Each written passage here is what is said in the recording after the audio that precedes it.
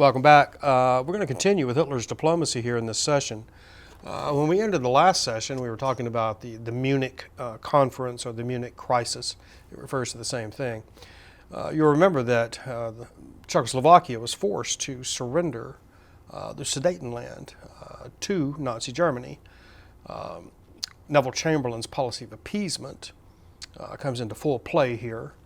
And of course, he's quite proud that he's averted war. Now, you'll remember also that Chamberlain got Hitler to sign a piece of paper declaring that this was his last territorial demand, this Sudetenland. And of course, it is not. In the spring of 1939, remember Munich is September of 38, so about 6 months later, Hitler gobbles up the remainder of Czechoslovakia. Now, this is significant for a couple of reasons. First, it obviously breaks the agreement that he made with Chamberlain. So now the British Prime Minister realizes that there is no negotiating or bargaining with Hitler, that Hitler's word cannot be trusted, and that war indeed may be inevitable. So, Chamberlain is now going to go from one extreme, appeasement, to another. He looks at the map and he can see as well as you do that the next thing on Hitler's list is undoubtedly the Polish corridor. Now, we talked about this in the context of Versailles, that portion of eastern Germany that is sliced away and given to the newly reconstituted state of Poland. You remember Poland is created from Russian and German territory. So, Chamberlain pledges to secure or to protect Poland in the case of an attack by Nazi Germany. Chamberlain hopes that this will sufficiently deter Hitler from attacking Poland. Now, the other thing that's significant about Hitler's takeover of the rest of Czechoslovakia is that he can no longer use the rationale of self-determination.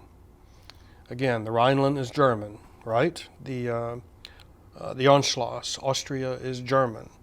The Sudetenland, Germans live there. So Hitler could use self-determination to partially justify his diplomacy up to this point. But now he's gobbling up Czechs and Slovaks. He's not gobbling up Germans. So that rationale is going to go by the wayside. Hitler's aggression looks more as just naked aggression now, without the rationale of self-determination and gathering Germans into the Third Reich. So Poland receives a guarantee from Great Britain, and presumably France will follow Great Britain's lead. Daladier has hitched France's fate to Chamberlain's wagon here, so the Poles are obviously in a very uncomfortable situation. They don't trust the Germans to the west, and they certainly don't trust the Russians to the east. And you'll notice we haven't talked about the Soviet Union very much here. Again, the Western Allies are very suspicious of Stalin and the communists, and would prefer not to do business with them if possible. So, as we move into the summer of 1939, Hitler finds that his plans have been complicated. He did not anticipate that the British would guarantee Polish security. This has definitely thrown a wrench into his calculations. So Hitler begins to look about and to see if there's anyone else in Europe that would like to see Poland disappear just as he would. And indeed there is, Joseph Stalin and the Soviets. Stalin would like very much to reacquire that portion of Poland that was taken from the Russians at Versailles to reconstitute the old state of Poland, as well as the Baltic countries, Latvia, Lithuania, Estonia, perhaps parts of Finland even. All this territory taken from Russia at Versailles. Stalin is, like I said earlier, is not willing to go to war for these territories, but is looking for opportunities to reacquire them if possible. So here you have these two dictators, Hitler on the one hand, Stalin on the other, that have been that hold each other in great hostility, great suspicion, fear and loathing, I suppose you'd say. Hitler's made it quite plain that he intends to hang Stalin by the nearest lamppost to destroy the Russian communists, destroy the Soviet Union, and colonize Russia. He's made this quite plain, so there's no secrets here. So these two men, these two parties, this Nazi party in Germany and this Bolshevik party in Russia, they've been criticizing and abusing each other and calling each other names for a long time now. And it's difficult to imagine a greater hatred between two states as exists between Hitler and Stalin, between the Nazis and the Soviets.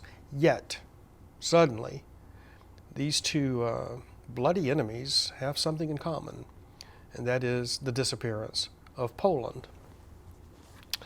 So through the summer of 1939, the British and the French make half-hearted attempts to negotiate with the Russians.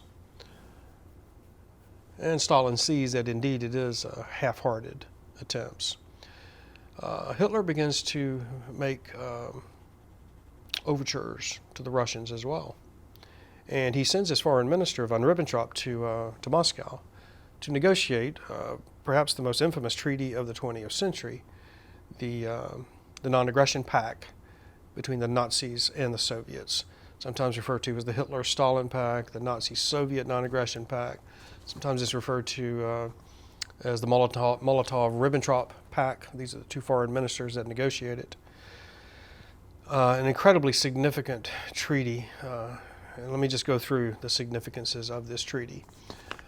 It's signed in late August 1939.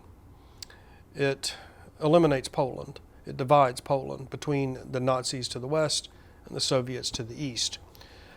It awards part of the Baltics back to Russia, as well as other portions of Eastern Europe. You can look at the map here and you can get a general idea of how the Non-Aggression Pact essentially divides Eastern Europe between Hitler and Stalin. This pact is significant because it allows the Second World War to start. It eliminates the Second Front. Hitler can attack Poland now without any fear of Soviet interference. Indeed, the Soviets are going to attack Poland as well. So Hitler doesn't have to worry about the Eastern Front. Once Poland is eliminated, he can turn his armies back to the west and overrun Western Europe if he sees fit. The Non-Aggression Pact is also significant because it's going to allow Stalin some time to rebuild his armies. The Red Army leadership, at least, has been decimated by the purges of the late 1930s. Stalin is pathologically paranoid, and he periodically wipes out both his peers, his political peers, those Russian revolutionaries that came to power with him, and Lenin and Trotsky. And he periodically wipes out the leadership of the Red Army. So the Non-Aggression Pact will give Stalin time to rebuild and prepare for war with Nazi Germany if it comes. The last significance I'm going to mention here with regard to the Non-Aggression Pact is this. It eliminates Poland, and if you look at the map here of Poland during the Holocaust, you'll see that this is the killing ground, part of the bloodlands that Timothy Snyder has written about. Here in Poland is where many of the major concentration camps and death camps will be situated, and it's in Poland that the bulk of the Holocaust will take place. Poland is now rendered a sort of no man's land, occupied by the Germans and then the Russians, and then occupied entirely by the Nazis when they invade Russia in 1941, and then occupied entirely by the Soviets again as they drive westward in 1945 in their defeat of the Nazis.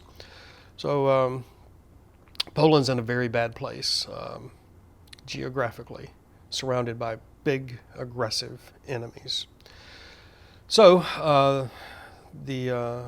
having secured this treaty with Stalin, Hitler invades Poland September 1st, 1939.